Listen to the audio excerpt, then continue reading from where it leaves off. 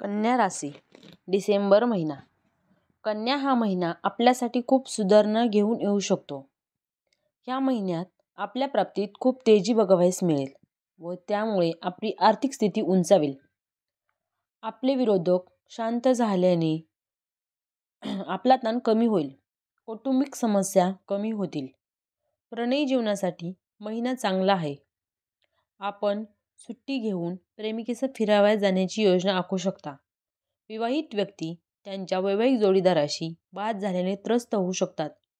त्यांची मनधरणी करण्याचा प्रयत्न सुद्धा कराल, परंतु त्यात वेळ जाईल. व्यावसायिकासाठी महिना चांगला आहे. त्यांना त्यांच्या योजनेचा लाभ होईल.